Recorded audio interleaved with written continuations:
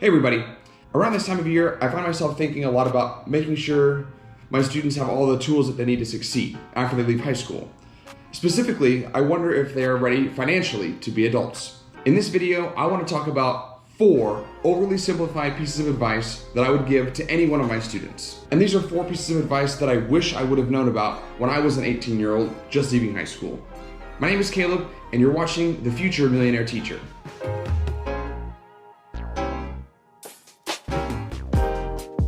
Before we get started, as always, please hit the subscribe button, and if you like the video, give it a thumbs up. My channel analytics show that the majority of people that watch this channel are in fact not subscribed. So please go ahead and subscribe because I am so close to 500 subscribers. The first piece of oversimplified advice is how I build my budget. I break my budget down into 3 parts. First, I take all of my income that I expect to make that month. My paychecks, my roommate's rent, any other income that I might get from my extra side jobs or from selling anything that I own. The second part of my budget is listing all of my monthly expenses. These are the things that I can plan to spend on every month, whether it's utilities, insurance, the phone bill, or general spending money for my groceries. The third part of my budget is the surplus. It is where I make progress financially. What you do with that money that is left over will determine your financial success. I can do 4 things with that extra money. The first thing that I can do with that money is what I've been doing for the past 4 years, using that surplus money to pay down my debt. The second thing that I can do with that extra money is setting it aside into my emergency fund. Quick, easy liquid cash that I can get in case of an emergency. The third thing that I can do with that money is I can invest it. I can put it into a Roth IRA, a 403b, or some sort of long-term investment where I cannot access that money easily. The fourth thing that I can do with that money is I can just spend it. I can spend it on new clothes. I can spend it on a vacation. I can spend it on a restaurant. I can spend that money in a way that will not help me in the future. But what I do with that third part of my budget, after I've got my income, my expenses, and then my surplus, what I do with that money determines how I will be financially successful. Making a budget is really simple. Income, expense, surplus.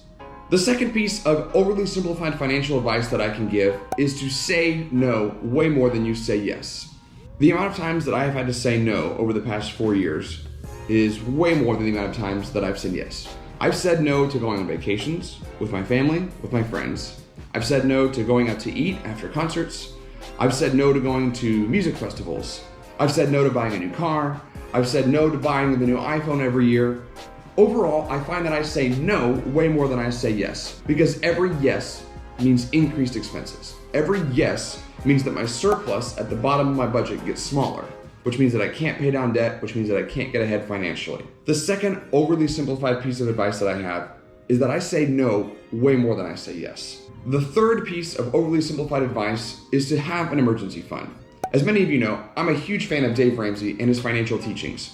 He recommends that while you're paying off your debt, while you're getting started, you have a $1,000 emergency fund. I know that many of you will not be able to build $1,000 easily. In fact, a lot of you are just working part-time jobs as you're going through college, or you're still in high school. Start off by building a smaller $500 emergency fund. When I was in grad school, all I had was a $500 emergency fund. And in 1 month, I had to replace all 4 of my tires, and on top of that, I also got a boot on my truck because I accumulated too many parking tickets while I was at UNT. Thankfully, between the surplus that I had in my budget and the $500 emergency fund, I was able to pay for all of my new tires and my parking tickets in cash. Financially speaking, it didn't ruin me. I didn't have to go into debt, I didn't have to finance any new tires, and I didn't have to put anything on a credit card. Having a $500 emergency fund will put you ahead of over half the adults in America.